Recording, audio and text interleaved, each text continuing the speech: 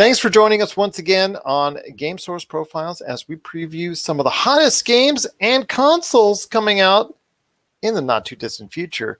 I'm Gerald Glassford, coming right back at you here from Game Source, Pop Culture Cosmos, Inside Sports Fantasy Football, and the Lakers Fast Break.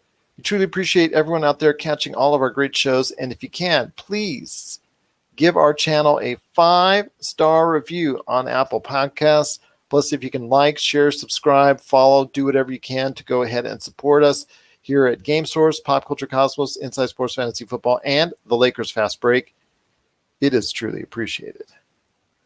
Well, it is coming November 12th. It is the dawn of a new generation of consoles.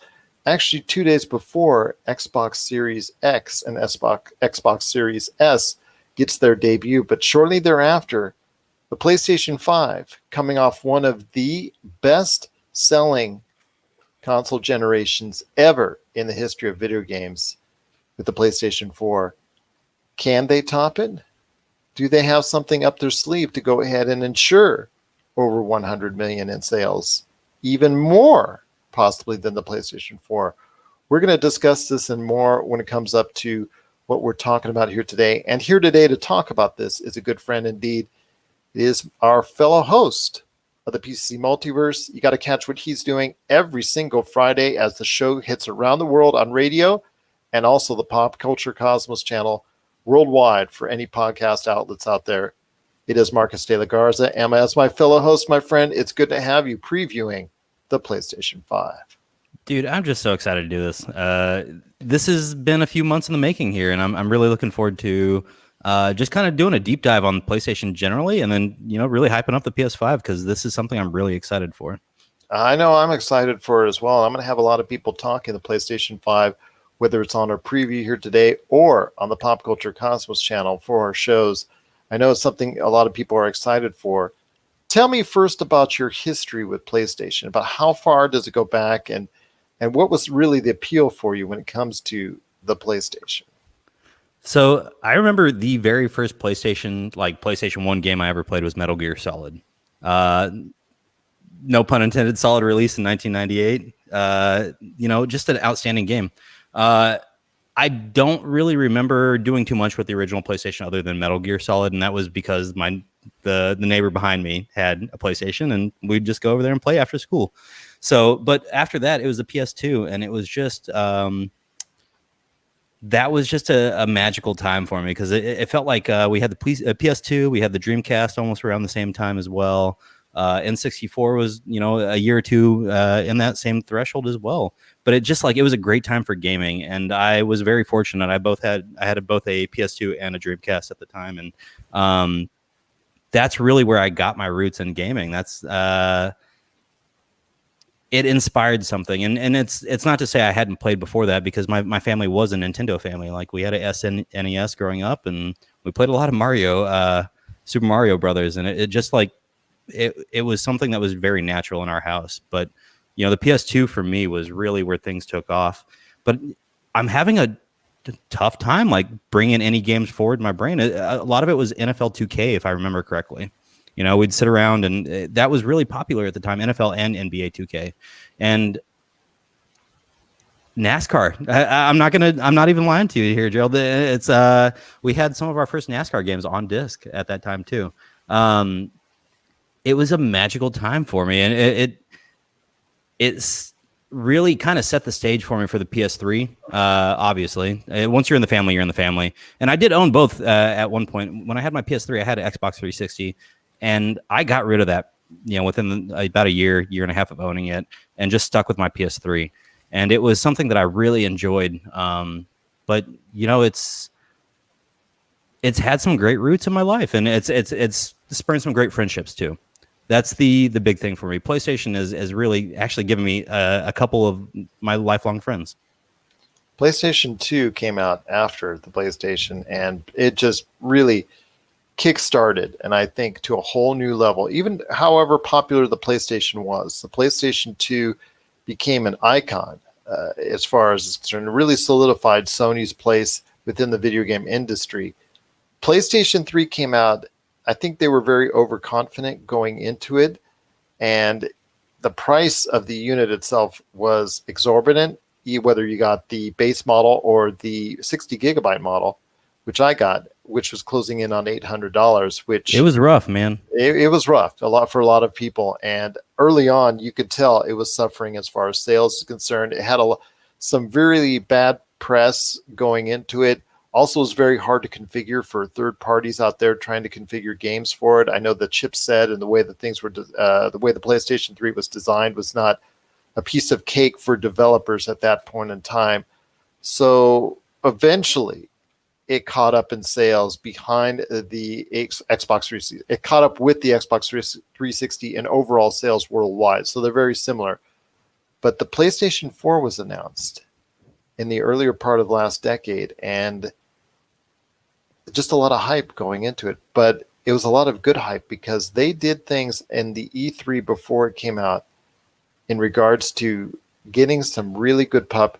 And that was to Xbox One's, or as they say, the Xbox's failures or slip-ups, commentary, statements that were made, which were really, truly detrimental to what was going on with the Xbox at that point in time, helped pave the way for the PlayStation 4 to really gain some early momentum. Yeah, and it's... See, and you and I have some different outlooks on the PS3 there, Gerald. Well, the PS3, I'm just telling you, sales-wise, it was really a hard deal at first. Again, I bought first day, so I have the PlayStation 3. I had it pretty much the entire life cycle. In fact, I even had it more than the entire life cycle. Yeah. But the PlayStation 3 itself was a really hard sell at $800 and $700 respectively.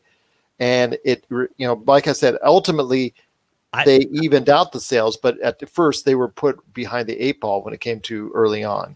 And see, I would argue that the PS3 being at $800, because at that time, remember, Blu-ray players were $1,000, $1,200.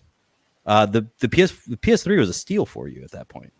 If you wanted high def home movies, or not home movies, but I understand it was a new concept on there. I'm just telling you for gamers, which gamers, I got you. Gamers were looking towards as far as the video game end of it. I mean, you and I could take advantage of it and use it and like we did as a Blu-ray player. And you're right, I was on at that point in time before the market really dropped on the price. It was really at that point in time on the lower end, but it was still, people were seeing it first and foremost as a gaming machine. And in that sense, it got off to a really bad start. Yeah, and it's unfortunate that that's the legacy for it, because I think the PS3 is really what launched a whole bunch of people in my generation into wanting to play better games, just plain and simple. Well, it created a platform where you could make more narrative-driven games. I mean, one of the things that we look forward to was the not necessarily the God of War games, but definitely the Uncharted games. There were several games that came out during the life cycle of PlayStation 3, which were broader, larger in base, things that had been done before that were really more narrative-driven, which could help bring in storylines there. The Last of Us, which was also a part of the PlayStation 3 at the tail end there, stories that could be told on a broader basis, which couldn't be told before. Right. Well, and how much of that was just technological innovation? Because the PS4 felt like a gigantic step for us.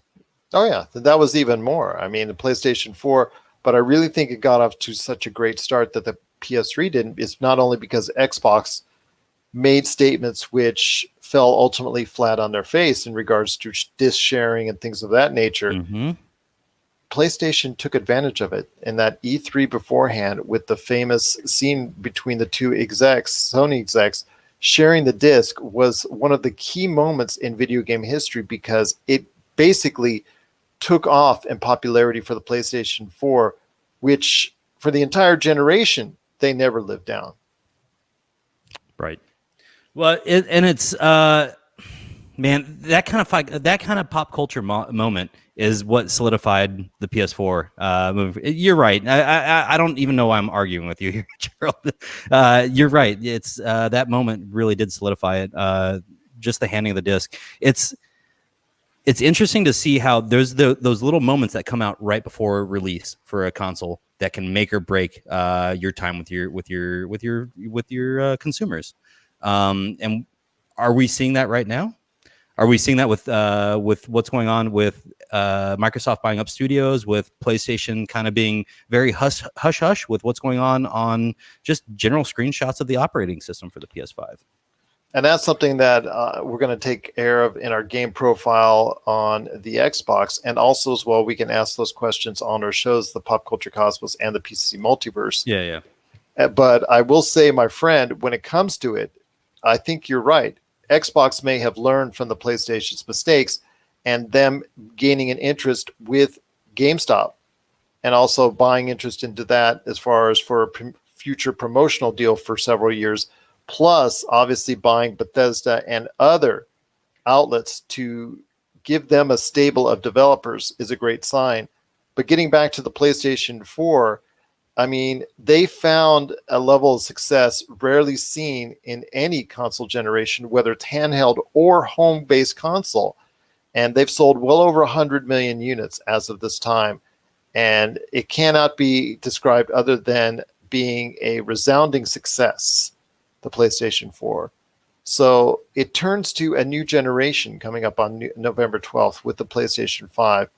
I want you to go into a little bit of detail as far as your research into it and why it's going to be your pick for the first choice that you will have as far as the next console generation is concerned.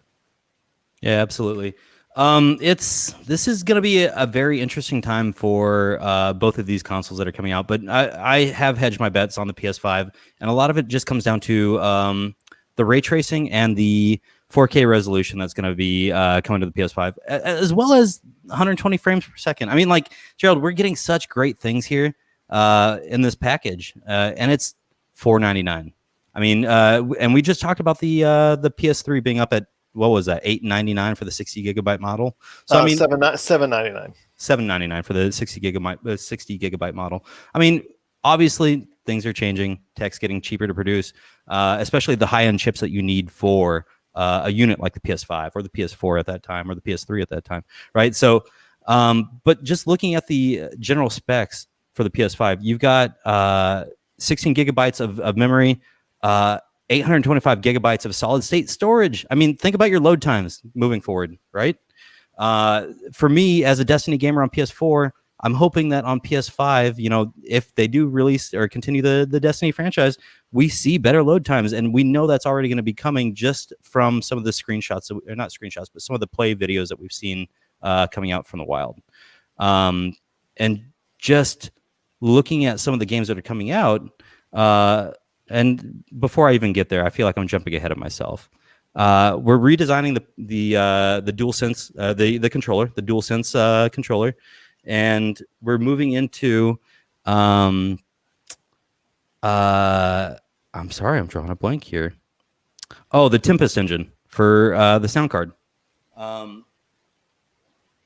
Gerald, we've got some insane things that are happening on this console itself, and it's being. Microsoft is competing. Don't get me wrong. I'm not saying that this is going to be the end-all, be-all unit here. I think that we're going to see a lot of hardy competition.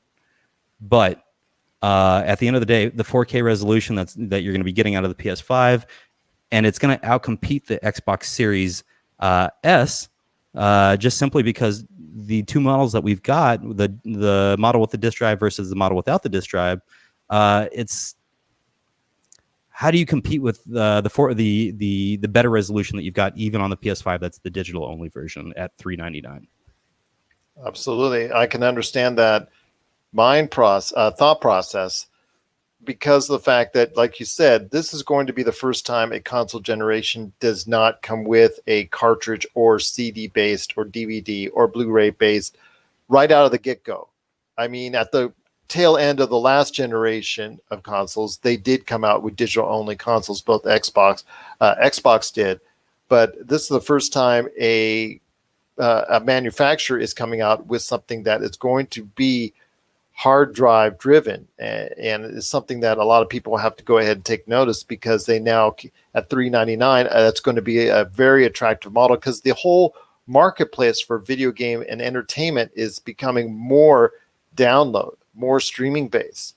So be that as it may, the need to go ahead and buy things at a retail outlet, going down to the store, and it just, to me, it seems like it's going to be something that a lot of people are going to be attracted to and drawn to, that $3.99 for just being digital only.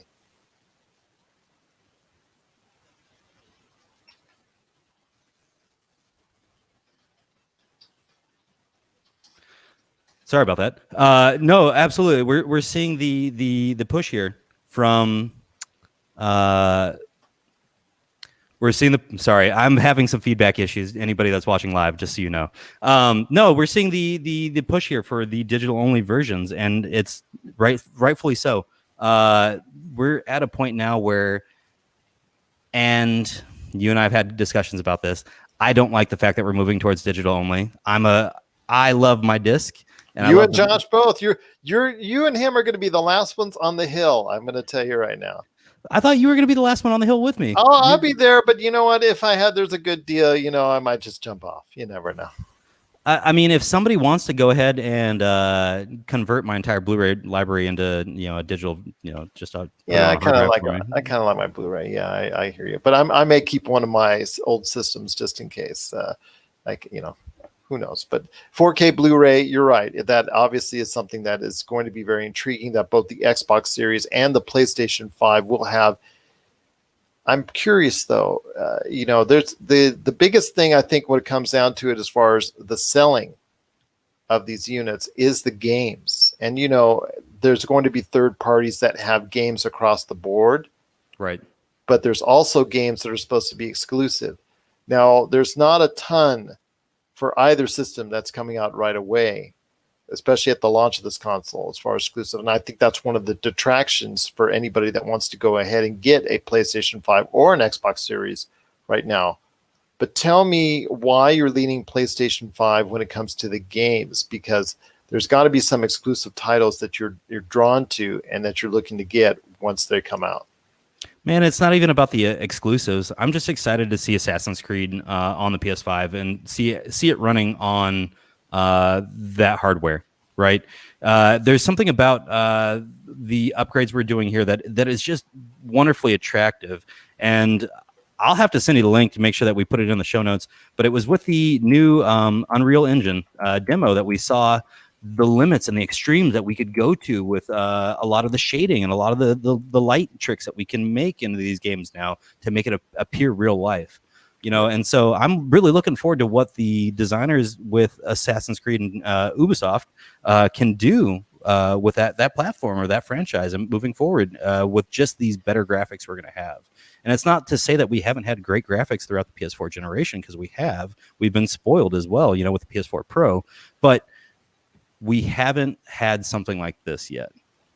No, we haven't. This takes it a step further, but this is the beginning of the console generation. So you're not going to be able to see games that are going to truly test the limits of the console.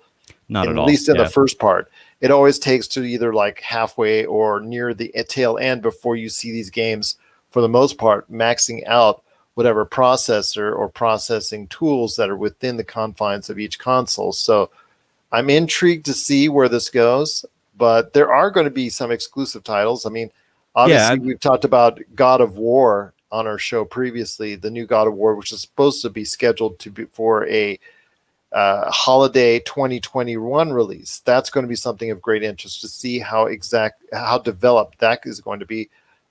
Horizon Zero Dawn is going to be another one. Go ahead. Spider-Man, Miles Morales. We've got some great things. Gran Turismo 7, and then they're redoing the Ratchet and Clank, aren't they? Yes. Yeah, that's correct. Yeah. We've got some really great exclusives, man. And I know that I was kind of reaching out there with the Assassin's Creed Valhalla, but it really does, to me. That one really has attracted me, and I know we just talked about it, so maybe that's really hanging in my brain. But that Call of Duty, the Ratchet and Clank as well, and then you just talked about this one, Watch Dogs Legion. I never got into Watch Dogs because I had friends that were playing on launch and had such terrible issues with the multiplayer, so I didn't even bother with it. But those same friends are coming back, and they're still hyped about it, and it might drive me over back into Watch Dogs Legion. Well, there you go. There's a lot of interesting things that the processing power of the PlayStation 5 could do and the possibilities that go from there. So it's going to be very interesting to see where the PlayStation 5 can take us. But ultimately, the question is this. When it comes down to it, again, I hearken back to the PlayStation 4 and over 100 million in sales, one of the most resounding success stories in video game history. So I ask you this, my friend. We're on the cusp of a new generation with the PlayStation 5. Can they have that kind of success once again? It's going to happen, but it's going to happen over a longer period of time. With the moves that Microsoft's making in the last 2 months, it's going to be harder for them to maintain success or maintain that high level of early success that they had, like with the PS4. And especially over the lifetime of the console, it's going to be harder to reach those numbers. I will say, though, that we've already got early reports saying that, 65 million units by 2024 in production and circulation. So, I mean, we're having some astronomical numbers, right? Like, we're not really pushing the bounds yet, but you would think that they'd be approaching that number a little bit sooner, especially with today's culture of always wanting to have the newest best thing, right? Well, it will become, for at least a little while, the newest best thing. But the industry, it's going to evolve and change. There'll be another newest best thing going forward. But for right now, it's going to be the PlayStation 5 and the Xbox Series. But the PlayStation 5 comes out November 12th. I know there was a lot of controversy over the pre-ordering and a lot of mess ups over that. And a lot of people scratching their head as far as the availability of it. But at some point in time, I think it's going to become readily available to the general public out there, hopefully by the end of this year, but if not sooner, but it could, be until the first quarter of next year before anybody can go ahead and drive to any store and pick that up. But for now, it is going to be something that's very wanted, very desired. It comes off, like I said, the success of the PlayStation 4, and how long it can ride that success, we'll have to wait and see. But I'm very intrigued to see where the PlayStation 5 is going to go moving forward. Absolutely, man. It's this is going to be a console this is a console war. Let's call it what it is. This is a console war that's going to really shape the future. We've got some outstanding hardware coming to the masses, and we've got some outstanding developers that are really going to hedge their bets on either side of the console war. And we're going to see some great products because of it, dude. I'm really looking forward to this, Gerald. As am I, my friend. As am I. I truly appreciate you taking the time to speak to me on the PlayStation 5. Cannot thank you enough for doing so. We've got a little bit more to talk about on today's show, and that is Call of Duty Black Ops Cold War. Again, something I wish they had taken off that Black Ops, but I understand it's from the team that makes the Black Ops series of games. It comes with a little bit higher than normal anticipation. And this is something I talked to TJ Johnson about recently, and he was stating as far as his fatigue for the series as a whole, because it is an annualized series. But if anything may bring him back, it could be the feedback that this game gets. Basically, what it comes down to, it's Call of Duty taking a turn in the series towards the 80s. And at the height of the Cold War, the tensions were rising between the Soviets and the United States as far as communism and democracy and all that. What really is getting people interested is the Gorbachevs and the Ronald Reagans being part of the campaign that you're going ahead through, as far as being in a smaller role, mind you, but still being there and being part of the interplay as far as the whole missions that you take on in that type of time frame, and the intrigue, the political intrigue, the spy nature of it, the whole 9 yards.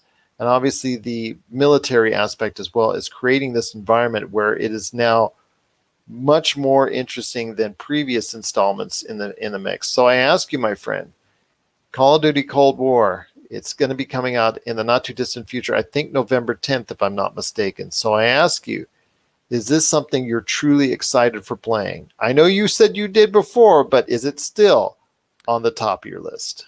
It really is, man. And I'll tell you, a lot of it was I was with TJ. I had the battle fatigue, the Call of Duty fatigue. I was there for every midnight release up until Modern Warfare 3, and then I started doing the or no, not Modern Warfare 3. I was up. Infinite, No. Advanced. No, it was. I think it actually might have been 3. It just, I don't know, man. I'm taking a look at the Modern Warfare 3 to make sure 2011. Yeah, so I was there through Modern Warfare 3 at the midnight release at Walmart every year out over year. My wife actually went with me in 2011 to the midnight release, and it's something that I've really fallen in love with the series. But for some reason, I just hit that point where it was just like, man, we're just doing the same thing over and over again. It felt like a cash grab, like FIFA feels like now, Or Madden, or any of the ones that come out every year. Yeah, I mean any of those sports games really, and NASCAR's not too far behind them. I don't want to speak ill of my favorite sport, but they're not too far behind them with that NASCAR game. But it's I hit that point where I wasn't interested, and a lot of it just came down to I was tired of the same product year over year, just slightly variated maps, and then just having to relearn a new system year over year. That didn't make sense eventually at one point. I'm really looking forward to Cold War. And a lot of it is we're bringing things into modern times. And it feels stupid to say 39 years ago is history, but 39 years ago is history. And it's nice to be able to bring something like that into not only the younger generation, but something for us to appreciate as well. I was born in '89, so I'm a little bit younger than the events that happened here, but it's still something that I've read up on. I'm a political science, major. It's something that I've always kept tabs on, and so seeing the Cold War aspect played out in a video game is something that's very intriguing to me, and I'm really looking forward to seeing the campaign play for the first time in 6 years, probably. And it's something that I think a lot of people are now getting back into too as well, because they've done a great job promoting the game and circling on a time where there's a lot of interest still to this day over it, because there's a lot of people who lived through it. I mean, I did as a teenager through those years. And it's something that I'm very wary of as far as the tensions that were taking place. There are great shows out there like The Americans who did an awesome job of categorizing this and putting it in the proper perspective as far as the tensions between the Soviet Union and the United States during that period of time. Absolutely. Where it could have been one slip up or another, and a nuclear bomb could have been right on someone's doorstep just like that. So it was really a lot of tension at that period of time, and it also covers the wide history and wide net that during that 5, 7, 10-year period of Cold War that took place between those two different countries. That still the tensions and still the fallout we feel even to this day, and it is something that I think it touched a nerve when that first trailer dropped. That a lot of people perked up their interest and say, "Oh, Call of Duty's going where?" That's something that they didn't expect, and that's something that it seems like it was a great fit for this period of time.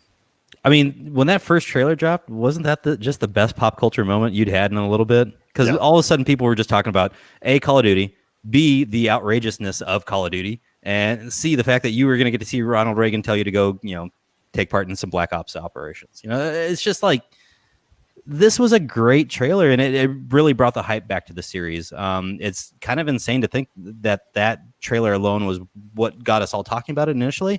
And then remember the next trailer we saw, or maybe not the next one we saw, but we got to see the multiplayer trailer where they've got the sea battles going, and they're driving on the boats, and I mean, like the Doom buggies and the Doom buggies. I mean, like, man, this is going to be vehicles are not new to Call of Duty, but it feels like this is going to be an outrageous time for us to be taking part in the multiplayer mode, which, let's be honest, that's their bread and butter at this point.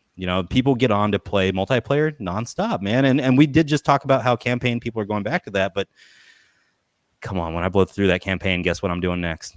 Absolutely. And that's the thing. The multiplayer has, dare I say it, more of a Battlefield style to it, where vehicles are becoming more and more into play, which is something that Call of Duty kind of shied away from. I mean, there were vehicles in Call of Duty, but not to the extent that Battlefield from EA, that was really going all out.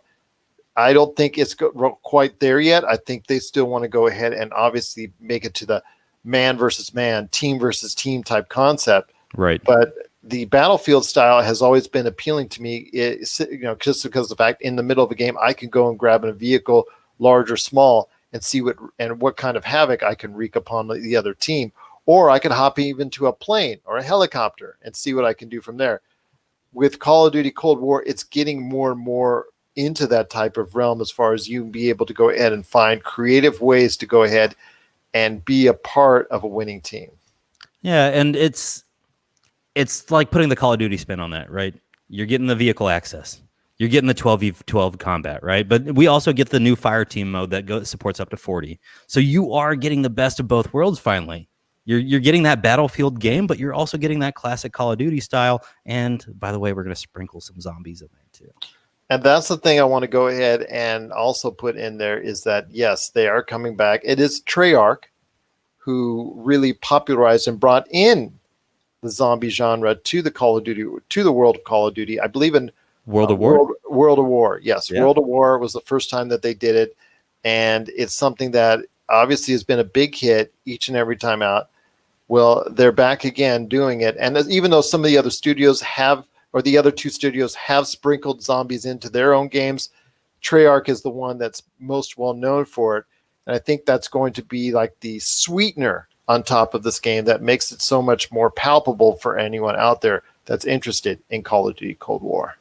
Yeah, man. The zombies mode alone, I remember being in college and sitting in the fraternity house and playing zombies with my buddies. And it was just like, we would sit there and get lost for hours playing this game and then realize, oh man, there's a football game going on. We should probably be at the stadium to be watching and drinking and partaking and being part of life, whatever it was. But, at the end of the day, the zombie stuff is really, I think, on top of, okay, the game, the reveal trailer, the multiplayer stuff, great. The zombies is what really brought me back in. And I've been pitching it for weeks now, telling you, hey man, we've got to get this game so we can play zombies together, which you are now telling me I now have to buy. Left 4 Dead? Left 4 Dead. Yes. So it sounds like you and I are going to have to trade off some games here and get to some zombie action so we can do a full review of this zombie mode versus Left 4 Dead. There you go. We'll have to go ahead and see what we can do just that. But it is Call of Duty Black Ops Cold War. It's something that I think everybody needs to look into if you're a fan of the Call of Duty. And I know a lot of people out there like TJ and like you and like me that have burnt out over the series. And when something you have so serialized that comes out year in, year out, it's easily, it's easy to go ahead and fall into that rut where you say, you know what, I'm tired of it. I want to get off this Call of Duty train. But if there's anything that's going to bring me back, I mean, space, a futuristic Call of Duty couldn't do it. A space Call of Duty couldn't do it. Mm-hmm. But this time, a Cold War Call of Duty just might do the trick. Yeah, man. This is at the end of the day, this feels like we're stepping right into the perfect historical hurricane to make for wonderful storylines and easily relatable material, which is what they need to be doing with this franchise. So I'll ask you this, my friend, and I just want to go ahead and hit you up on this before we head on out. And I want to ask you this. Call of Duty has been at the top of the sales charts each and every year for the past going on 12, 13 years now, I think, leading back into Call of Duty Modern Warfare. Let's just put out there Call of Duty Modern Warfare back in 2007. That's really the first year people remember Call of Duty being Call of Duty, reaching that next step as far as the pantheon of video games. Yeah. And ever since then, they have been at or near the top of the list outside of any years that GTA 5 has dominated the charts as well. So I ask you this, my friend, it's coming out at a different time for them. It's not coming out in late October. It's not coming out in early November. It's coming out on the same exact days as 2 console releases, and several other games are coming out in and around that same time for both the PlayStation 4, Xbox One, Xbox Series S, Xbox Series X, and also the PlayStation 5. So you have all this going on, and people trying to go ahead and pay for what they're going to go ahead and buy as far as the next console. And you also have all the other games. And not too long after that, you have another highly anticipated game from the folks that created the Witcher series, and that is Cyberpunk 2077. Do you see Call of Duty, Black Ops, Cold War reaching that same kind of expected success that Activision's used to seeing, or do you see something more? I think I see something more, but it's going to be on a longer timeline. And this actually might just be a timeline of this Call of Duty Cold War being successful, but not being as successful as games in the past. And but it will set the stage. We're bringing this franchise back, and I think this is going to be the title that we talk about 4 or 5 years from now that brought us all back into the Call of Duty fold. Well, let's get to the point where you and I are saying we're sick and tired of seeing Call of Duty Black Ops Cold War 5. There you go, or something like that. Yeah. I mean, if we hit that point, Gerald, I promise we can do another Call of Duty primer, and we can talk through why we're sick of this. And I'm sure everyone will be on board with us at that point. Absolutely. But for right now, it is very intriguing to us. It is Call of Duty Black Ops Cold War. I'll tell you what, my friend, I'm excited for it. I know you are too. And if you have any thoughts on your excitement for the game, we'd love to hear it, or the console, or whatever it is you're excited for this holiday season. Please let us know. popculturecosmos@yahoo.com. My friend, it's just been truly great having you on this Game Source profile for today. Looking forward to all the great things that are coming our way in regards to Call of Duty and the PlayStation 5. Any last thoughts on the way out? No, just that I'm going to be doing my classic launch day tactic and just be roaming some stores and looking for a great, just a PS5 hanging around. It's worked for me the last 2 launches, and I'm hoping it works again this year. It worked for me on PlayStation 3, so I can't blame you. I didn't pre-order that ahead of time. I just got lucky there. But why would you at this point? Yeah, why would you indeed? But Call of Duty Black Ops Cold War, it's coming out November 10th. You got to go ahead and catch it on the cusp of a new generation of consoles. Will it set the stage? Will it become the benchmark early on for this next console generation? We're going to have to wait and see. But Marcus, I truly appreciate you speaking to me today on this latest Game Source profile. I wish you continued success, and thank you so much for being part of the Pop Culture Cosmos. Absolutely. Thank you, Gerald, and thank you to the Pop Culture Cosmos family for having me back on, and I'm looking forward to talking a few more games in the future. All right. Always glad to have you part of the Pop Culture Cosmos.